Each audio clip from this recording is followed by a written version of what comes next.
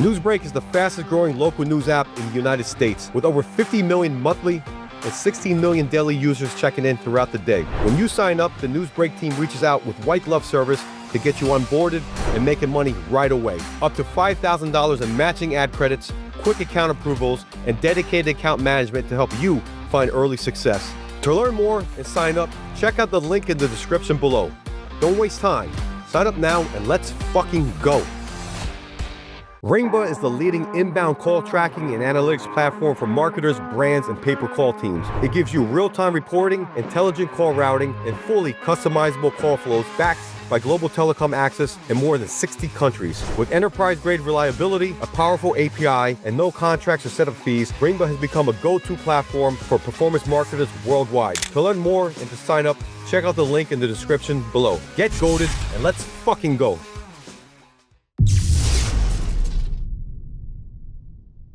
Good morning, Bangkok.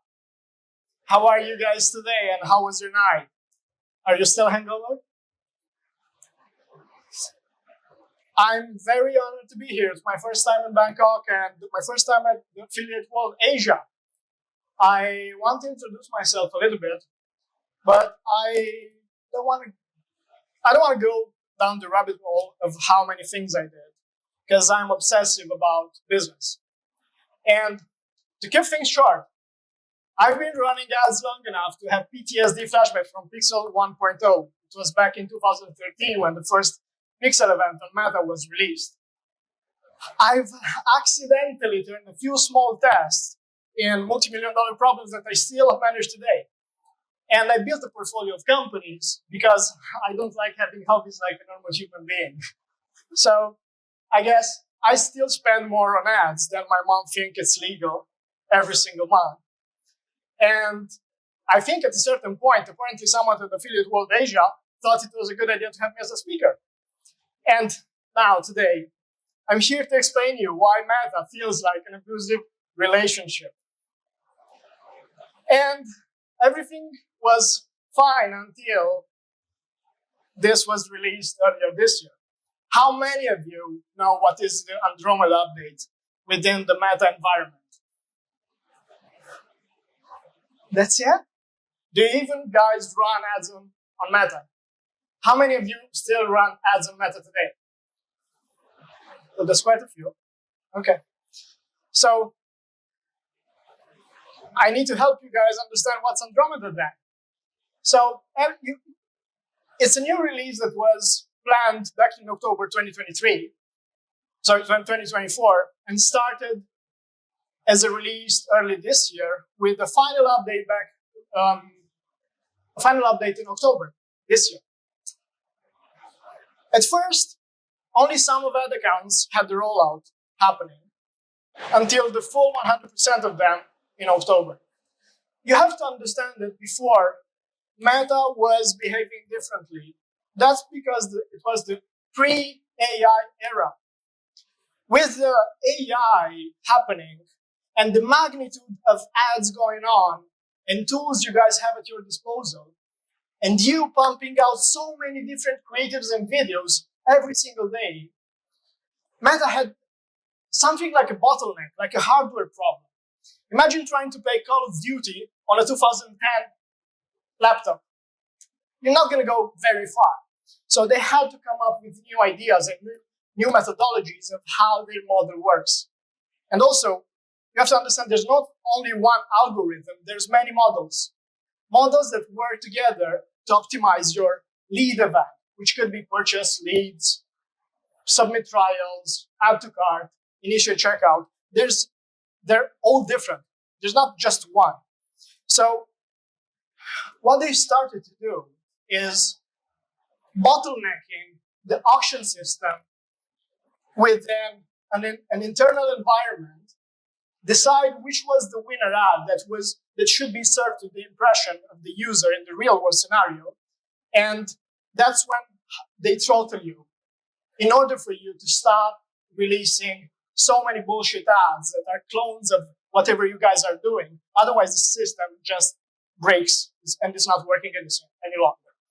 So before we had the old way where the Meta behaved like a winner takes it all arena, you drop a single ad all the budget on that, and it's still optimized very, very well. Earlier this year, when this stopped happening, we were all like, oh, we're fucked. We need to find a new job soon. Except their strategy is to optimize this too. With the new way, as I told you, Meta had to rebuild the engine. It's a next-gen model that it's designed to interpret massive creative diversity uploaded every day. So let's talk about how we managed to solve this situation. Because what happened to us was that nothing was working anymore. We were like, okay, we have a big team, something's going on, it's something fishy. Our creatives have a CPA of $20 a day and $200 the day after.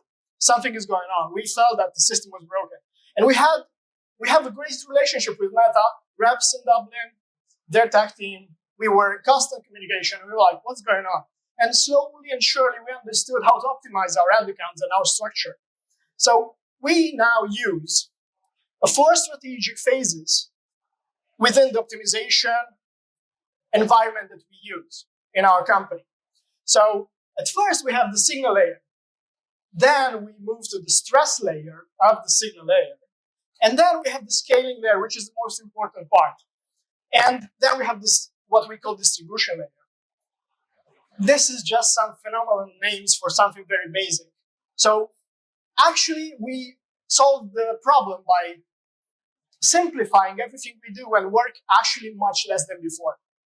So we went back to how we find angles and prospecting all creatives that actually work in a discovery area that rely on the ABOs. So we stopped using CBOs because CBOs were throttling our ad creative angles that were pumped out to the audience because of how the new model works. So what we do is extremely simple. We keep the ad accounts very, very clean. At most, we have 2 or 3 campaigns inside the ad account itself. You won't see any of our ad accounts with tens of different campaigns, random tests, random scenarios. We don't do targeting anymore. At most, we disable some Advantage Plus options that are very invasive on the e-com side and also on the Legion side. But it's actually very basic. We need to go back to the basic where creative is extremely king, and we need to divide how we test angles. So we would, in our environment, we create different ad sets that are angles, which means, I don't know, if you do Nutra, you will have mom that works at McDonald's and did shit all day.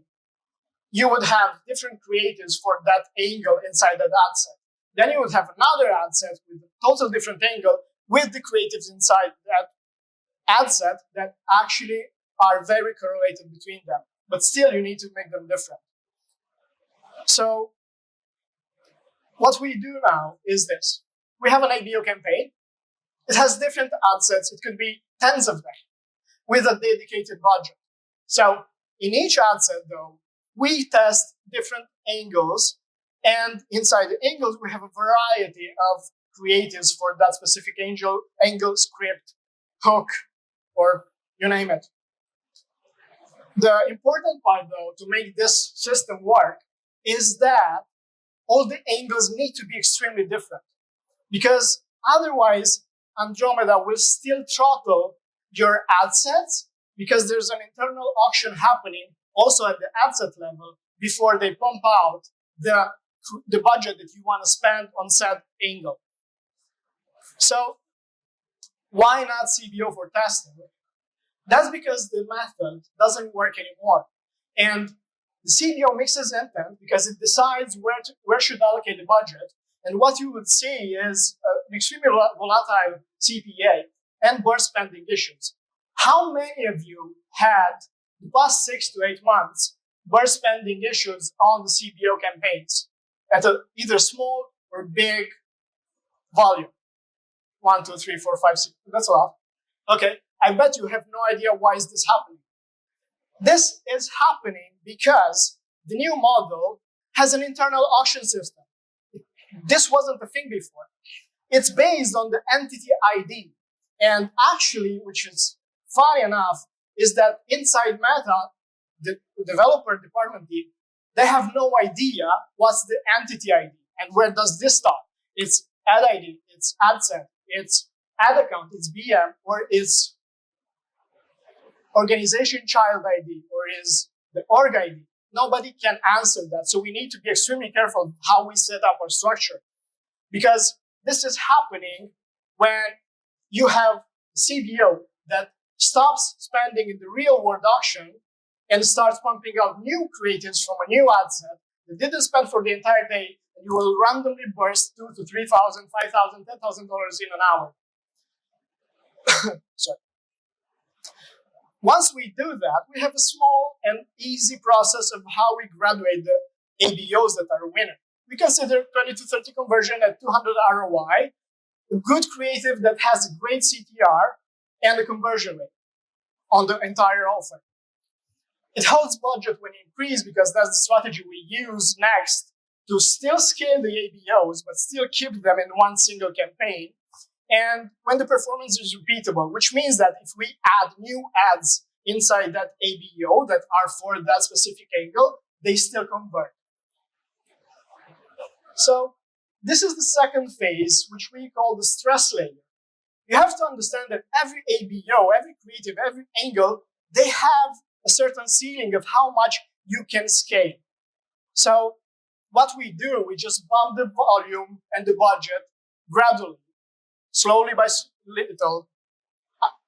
Every couple of hours, we increase the budget to not shock the system, because Andromeda doesn't love that. Meta loves when everything is linear, when everything is predictable, and when conversions are happening at a very, very, very fast pace. Okay. What happens when we raise the budget on the ABO and stops converting? We just go back. We just go back to the budget it was converting before. Andromeda Meta has already the information available, and it starts converting well again. If you didn't fuck up your ad accounts and you started testing random shit without being actually very, very, very specific on how you have the architecture of your ad account. So if you go back, usually this starts to convert well as it was before. Now, I want to walk you through how we scale when we have an ABO that actually is winning. Out of maybe a dozen, 20, 30 ad sets that you might want to scale, you don't want to use all of them. You want to use chunks of 4 to 5 max on a CBO bid cap campaign. It doesn't have to be accelerated. It needs to have a very inflated budget. And this is how we do it. We have 4 or 5 proven angles that are extremely different. We set a CBO with a huge budget, and we have a bid cap that maintains the constraint. We use something called inflated method. We go anywhere from $150,000 to $800 or even $1 million a day of budget on the CBO on one single campaign. And we don't aim to spend that amount. I mean, we would like to, but that's not possible. We do that to actually have access to the entire auction system of Meta. When you spend little, Meta knows that you want to spend little and gives you access to only a certain amount of auction that you can bid to. When you have an extremely high budget, what you will experience is that CPMs drop half. You might be experiencing very high CPMs if you do this method. You probably will see half the price, just because you're actioning the entire ecosystem, and you get also views that might not be interested, but if your offer actually is very good, they will convert. So what we do next is we set a guide rate, because when you're working with a very high budget, it's very dangerous. We've had days and hours where we probably burst our ad spend by $50,000 an hour with this method. So what we do is set a guardrail with a max ad set limit, where we raise it little by little every now and then, every hour, based on the results of the bid cap campaign itself. This protects everything while we stabilize the CPA. And sorry, this is a recap of how we structure it. This lets Meta explore carefully what's happening inside the auction system. We have a CPA that stabilizes, and we inflate the budget of the limited ad set that we set. This goes anywhere from $50,000 to $100,000 to $100,000 a day if your offer, e-com product, brand, lead gen method, whatever you guys do, actually is kicking in very, very hard. So this works only if your offer or your company or your brand has a very good track of history. Okay. Why do these big budget works after Andromeda? It's because Andromeda likes very high volume amount of budgets. It has a predictable structure, and it has a very large data set patterns. So instead of shrinking all the ad sets, all the creatives, testing ages, genders, you need to give the system a lot of freedom to explore and optimize. It becomes very stable once you do that. With small budgets, that's not going to happen. And the system itself gets very confused. What we do next is what is called horizontal scaling. That's actually very easy, but it's very hard to put in place because you need to be in the position of creating multiple assets. You would need multiple domains, multiple profiles, multiple ad accounts, multiple pages. That's because the risk of going out of business, because the system still hallucinates today, is very, very high. So what we do is we isolate whatever winning offer we have.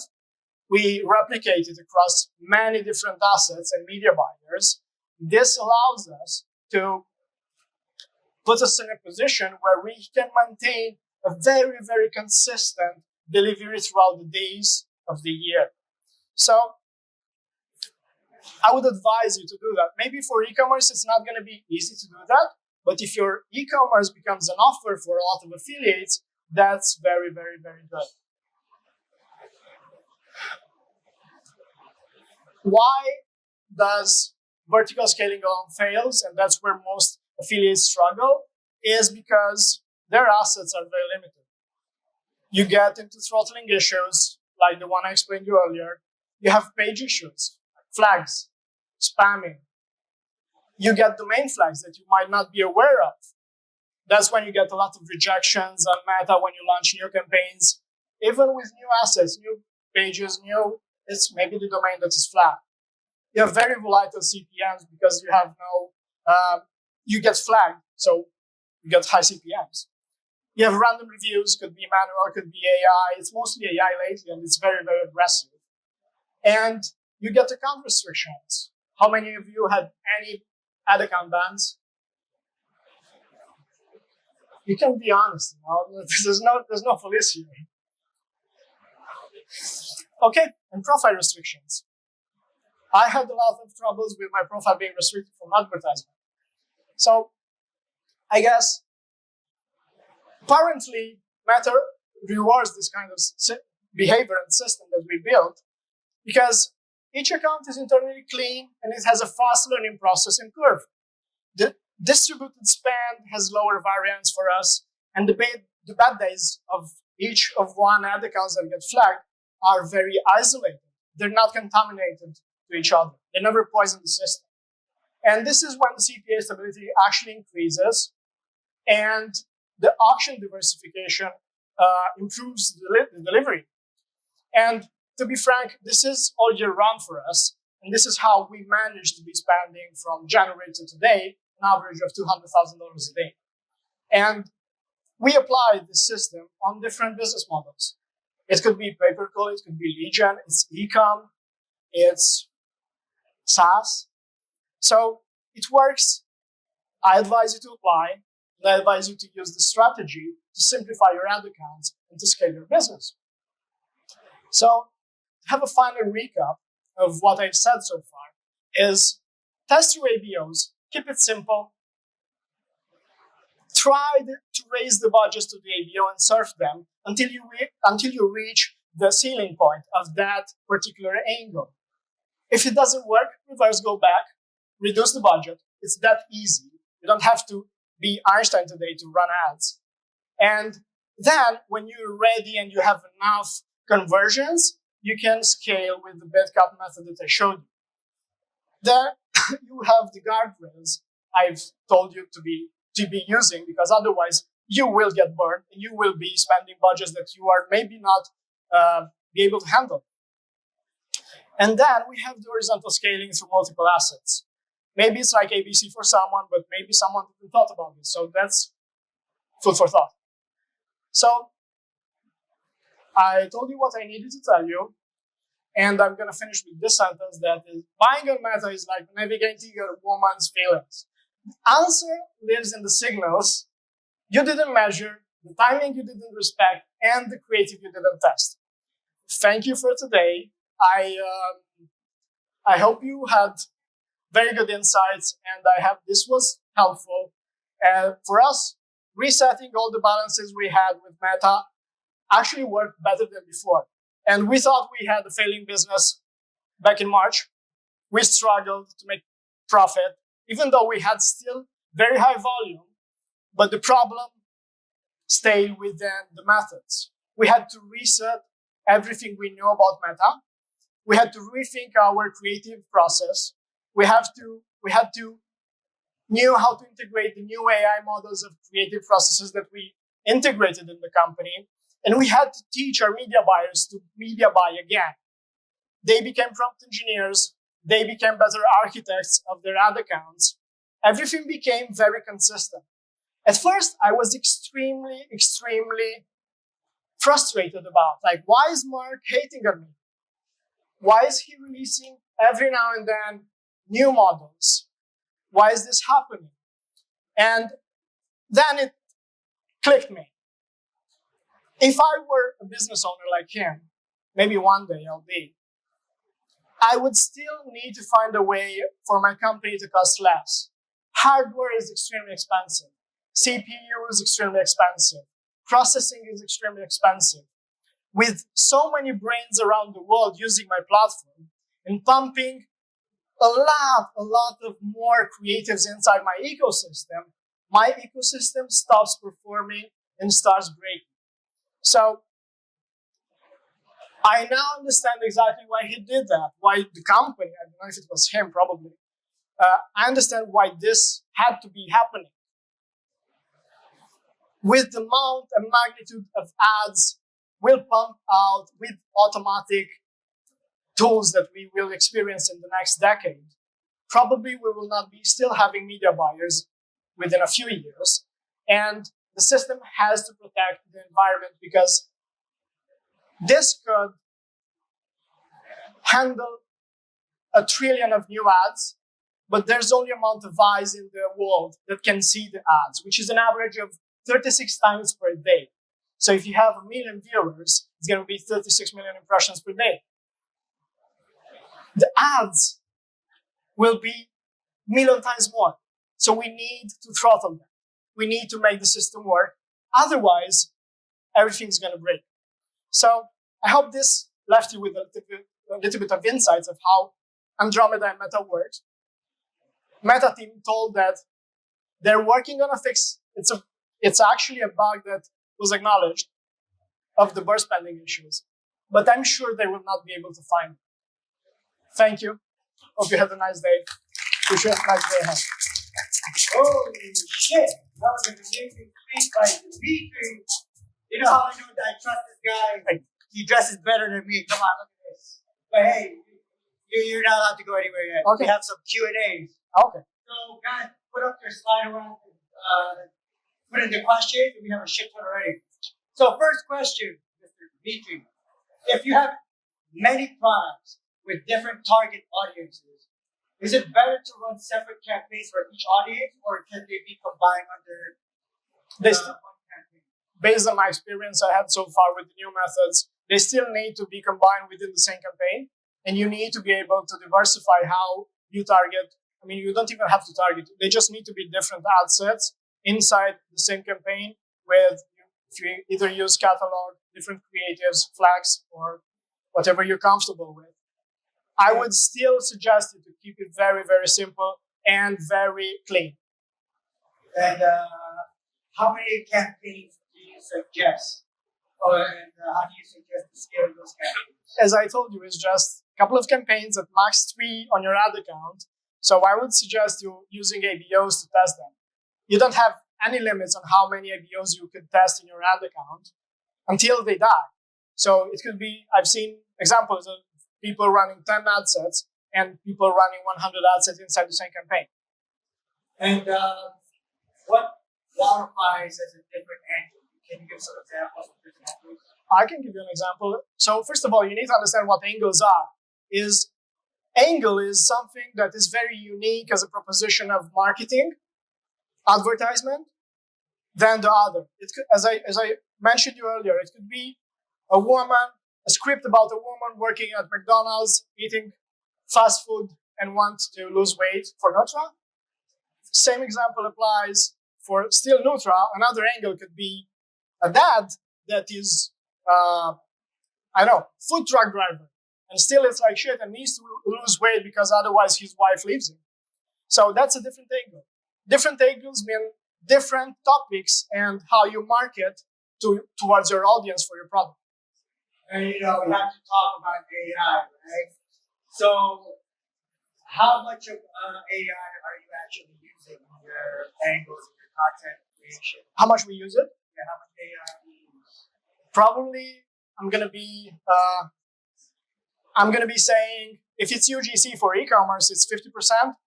If it's B-rolls, lead gen, if it's SaaS, it's 100%. We don't use anymore like real clips. We create them with AI. We use a stack of different AI models that we combine together to get a good result in our ads. So let's talk about the technical stuff. What percentage of your spend is ABO versus bid cap? So the bid cap is actually where you do the real money. There's no percentages that are very strict. You can still scale ABOs at very high budget, but the bid cap is going to actually scale your business. So it could be 80-20, 70-30, 90-10. It really depends on the performances you guys have. And for your assets, are you choosing specific interests or did you let them in broad? Yeah. From our experience, you can't run interest anymore. They will simply don't work. So you're basically use it broad. Getting the algorithm. Yeah. And do you use flexible format ads or are they working like flexible? We try to disable most of the new formats that Meta tries to push on us because they're still very inconsistent. We still test it and use it in some certain cases, but I wouldn't start using those if you don't have a track of history and conversions on your ad account. It didn't work for us. Someone asked also, why don't you prefer cost cap? Probably because I'm a bid cap lover. We use cost cap. I'm not going to lie. I myself tend to use bid caps much more because they're more predictable. So I like this question. Do you like tofu, bofu contents by under different angles, accents, according to the stage of the funnel? I know what it is. I love the question. It conflicts a lot with the new strategies we have to use on Meta for our business. So I would say whatever you're comfortable with, try it. If it doesn't work, use my method and let me know how that goes. And one more last question. Do you still think retargeting works? Yeah. Awesome. Yeah. We still use retargeting for e-commerce. Okay, Meta has an internal retargeting method when you don't use retargeting.